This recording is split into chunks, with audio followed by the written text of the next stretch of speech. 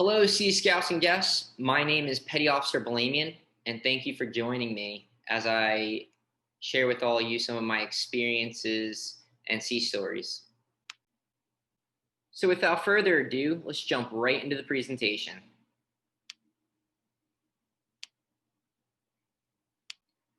Just to give a little preview of what I'm going to present to you guys on the next slides, I'm going to give you guys a little background information about my personal experience, some of my boot camp stories, and just a little advice.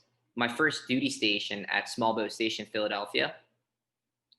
Some of the Coast Guard missions that we exercised at Small Boat Station, Philadelphia. A memorable case of mine, and some opportunities and experiences that if you do decide to go the Coast Guard route that you will have that you'll probably get nowhere else. So like many of you guys, I was a scout myself. I became an Eagle Scout on June 29th in 2014. From there, I went on to college and I enlisted in the United States Coast Guard Delayed Entry Program on December 11th in 2017. So if you guys are sitting there wondering what is the Delayed Entry Program, and what that basically is that it allowed me to choose the day I want to leave for boot camp, which was beneficial for me because it enabled me to finish out college prior to going to boot camp. And then as you can see, I graduated college May 19th, 2018. So just to speak a little bit how scouting has helped in my career, just learning some basic skills in scouting, such as knot tying, first aid, just to name a few, has helped me tremendously in my career in the Coast Guard. Those are things that you do and will see again at some point in your Coast Guard career. So the more comfortable that you are with them in scouting, the better off you'll be later on down the road. So just to go ahead and speak a little bit about my boot camp career, Coast Guard basic training is at Training Center Cape May in Cape May, New Jersey. It's an 8-week program. I left for boot camp on July 17th, 2018, so dead of heat. But again, some of my best sea stories are from boot camp. You do meet people from all walks of life, from all over the country. So in those 8 weeks, you really do get to learn and meet new people that you probably never get to experience that anywhere else. Some of my biggest takeaways and advice, if you guys are interested in going to boot camp, is to be loud, be quick, and have a lot of pride in everything that you do. And again, they don't instill that in you just for the sake of doing it. Everything that you do in boot camp is for a reason that will help you in the fleet.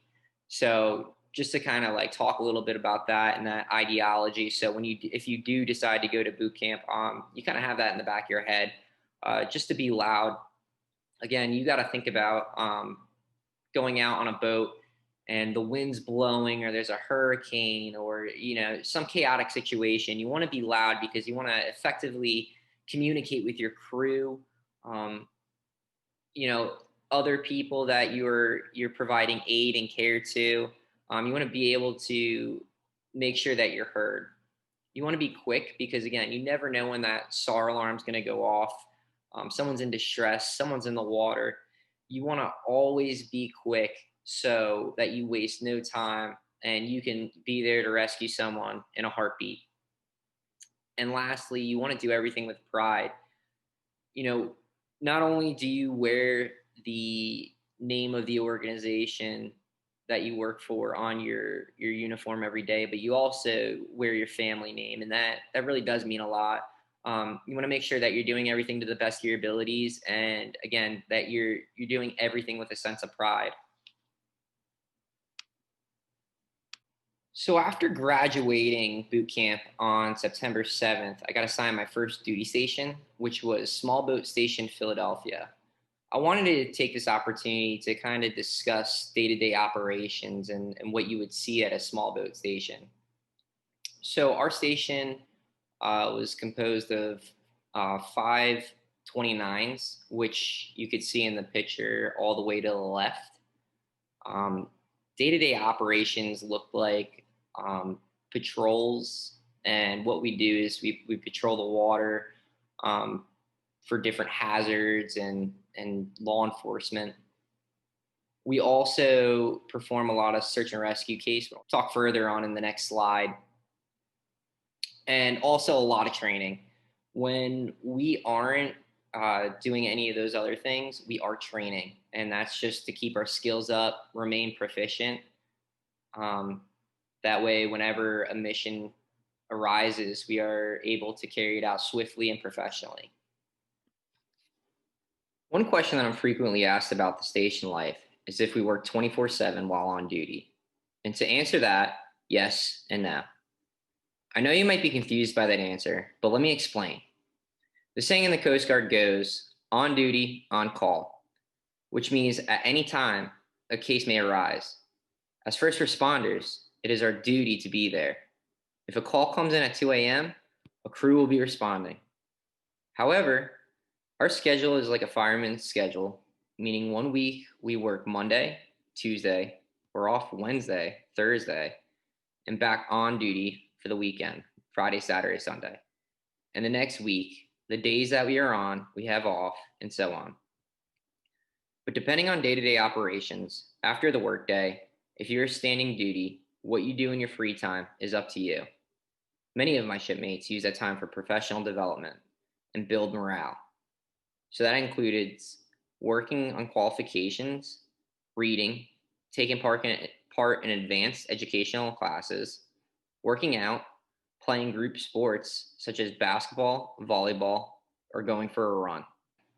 But when duty calls, we're back in action. The main primary Coast Guard missions that we carried out at Station Philadelphia were law enforcement, search and rescue, port and waterway security. Just to speak a little bit about qualifications and what you get qualified and trained in at Station Philadelphia. For law enforcement, you became a boarding team member. And what that basically means is that you are able to assist boarding officers in carrying out law enforcement operations on the water. One of the first quals that you earn that I earned, at least at Small Boat Station Philadelphia, was my boat crew qualification. And again, that's your first qualification that at least we earned at the station, and that just enabled us to go out on search and rescue missions and basic patrols. Lastly, port and waterway security. So we exercise this through our tactical operations, and that was the final qual that you could earn at the station. So I just wanted to play a short clip for you guys of tactical practice that we did at the station. So if you guys just get an idea of what I'm kind of talking about when I say we were an attack unit.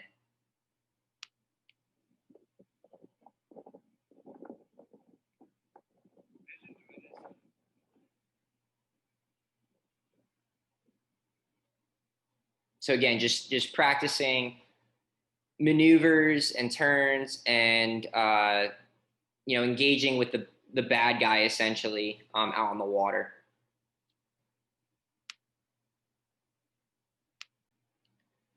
So to share a memorable case with you guys, just to kind of give you an idea of what we saw out in Philly. And I'll tell you this, just from my experience in the Coast Guard, that there's not one day that's the same. Every day it's a different mission, a different case, and it's always outdoes the other. So if you guys are kind of like the person that's every day you want to see something different, you want to experience something different, the Coast Guard is a good job for you.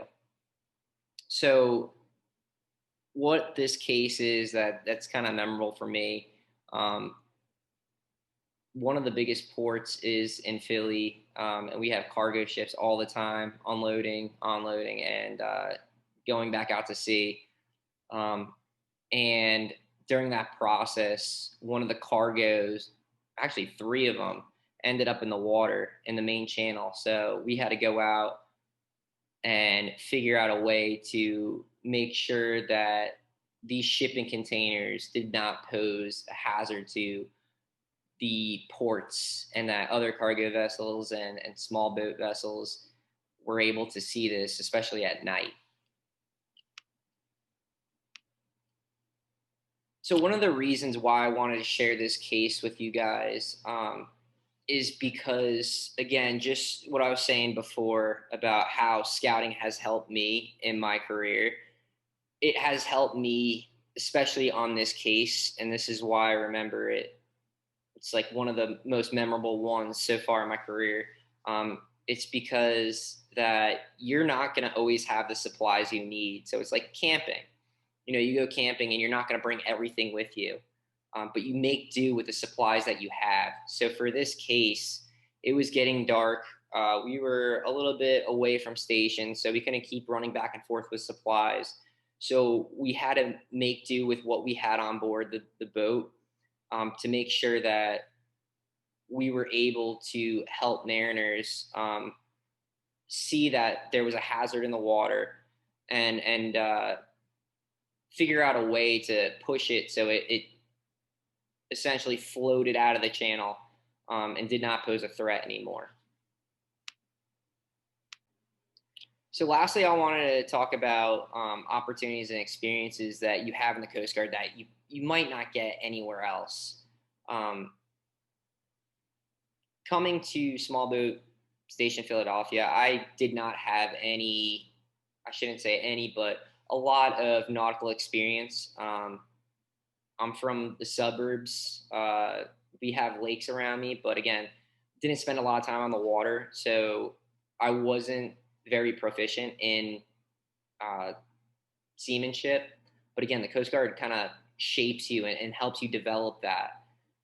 Being that you guys are Sea Scouts, you do have an advantage. You do know the nautical terminology. You do know the basics of tides and currents and stuff like that, which will all help you tremendously in your career. So I just want to speak about, again, if you don't have a lot of experience, or if you have a lot of experience, no matter what, they will train you and they will help you develop these skills. So one of the things you do learn at a station is not only like law enforcement abilities and the military side, but you also learn the mechanics. Um, One of the things that you do in your downtime, you are fixing equipment. You're constantly repairing, checking, and that's just to make sure at any given time, you know, your equipment is rescue ready at all times. You're not going to go out there and go try to start the boat and the boat's not going to start, because you know you're checking that daily. You're making sure all the equipment's on board. You're making sure nothing is weathered or broken. um, and you, like I said, you do that daily. Another one of our experiences that we got to go through was we were on live TV for Salute the Troops, and we got to share with the public some boater education and what we do in the Coast Guard, similar to what we're doing right now.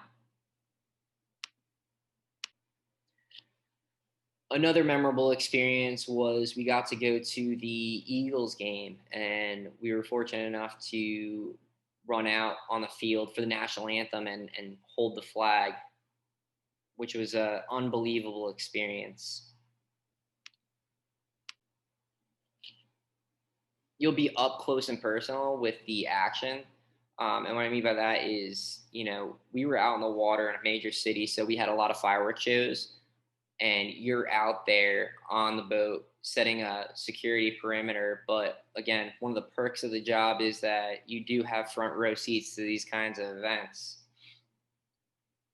Also, one of the best things that the Coast Guard has to offer is the family that you develop throughout your career. You spend so much time with these people, and you really do develop lifelong relationships.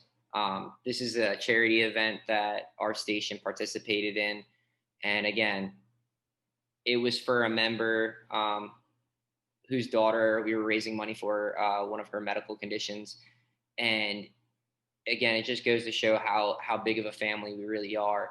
Always willing to help out one another.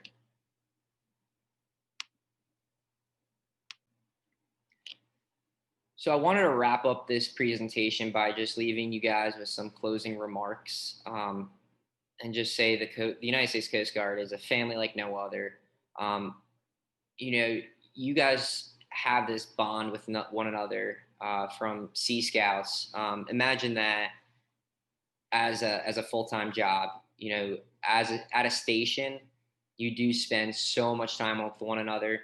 Um, Again, you don't go home every night. You do spend nights at the station, so you do develop a bond with one another. And again, that all helps you out in the field because you build this trust and this bond. So when you go out on a mission, you know what each other is going to do, and without really even communicating that with each other. No matter what you do in life, do it to the best of your abilities and with pride. Again, like I was saying in the boot camp slide, do everything that you do with a sense of pride. Do it to the best of your abilities, because no one's gonna ever bring you down for putting everything that you have into it. Again, like if you do wear the uniform, you do represent not only the Coast Guard but your family, and that's there to remind you that. And never turn away an opportunity. You always want to try everything. Being in the Coast Guard and just going through school and life alone, I can tell you that's the one thing that will always help you. Try new things. If someone's offering something to you, always take the opportunity, because you never know when that skill or that opportunity might help you develop something else, or it might help you discover something that you're good at, or that you might want to pursue in the future. It's going to always be a focal point for you. So always take advantage of all the opportunities, because you never know what doors that may open up for you. So without further ado, I'd like to open up the floor to you guys. If you have any questions for me or the Coast Guard or anything in general, I'm happy to answer them. Thank you.